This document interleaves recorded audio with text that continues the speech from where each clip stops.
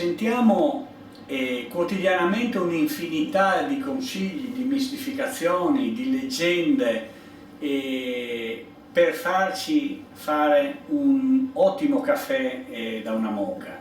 Abbiamo qui la fortuna di avere con noi Lucio Del Piccolo, che è un noto collezionista di opere d'arte, ovvero di questi piccoli capolavori che ogni giorno ci aiutano a degustare caffè nella nostra cucina. E chiediamo quindi a Lucio effettivamente cosa c'è di vero, cosa c'è di falso, cosa non c'è, cosa si sa, cosa non si sa. Nessuno meglio di lui ce lo potrà raccontare. Grazie Franco per l'introduzione. Non sono solo un collezionista, per questo oggi vi racconto un po' come che si prepara la moka, ma sono anche un grosso utilizzatore di queste macchine, perché le restauro, le preparo e le metto a posto pronte per fare il caffè. Una è proprio questa. Le regole sono poche e semplici.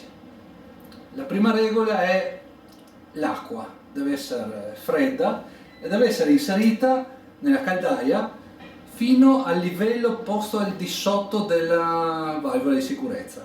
Quindi chi mette troppa acqua sbaglia. Dopo anche ve lo racconto il perché.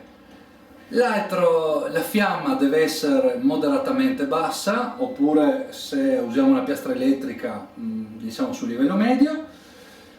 Poi il caffè messo all'interno del filtro non va pressato, non si devono fare le montagnette, perché quando poi uno ha la montagnetta di caffè e lo avvita la caldaia alla parte superiore, comprime il caffè.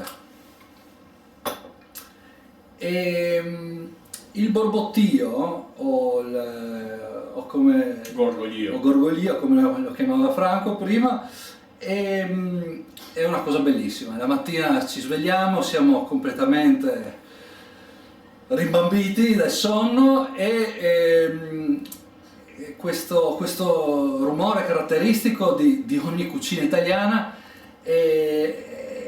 un po' accompagna il nostro risveglio e soprattutto ci aiuta a sapere che il caffè è fuoriuscito completamente.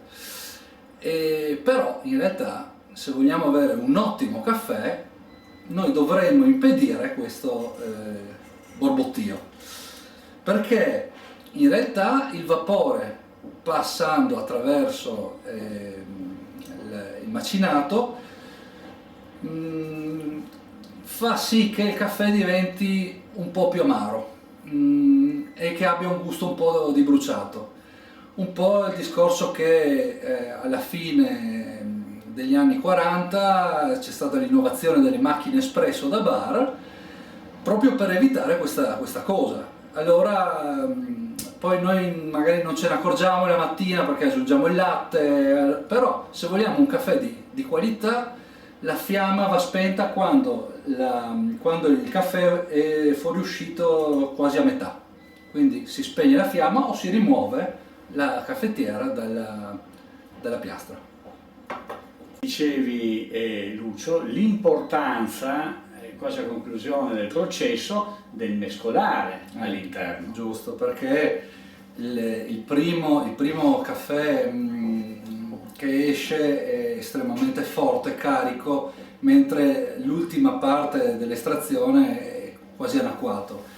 Quindi versando in più tazze, rischiamo di dare il caffè fortissimo all'ultimo e il caffè più leggero al primo. Quindi con cucchiaino va mescolato all'interno della curcuma.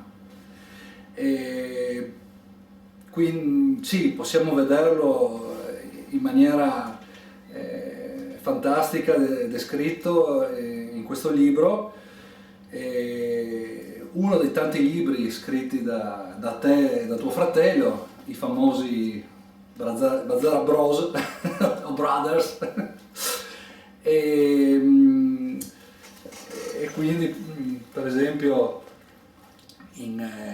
c'è un disegno esploso meraviglioso dove proprio si riesce a capire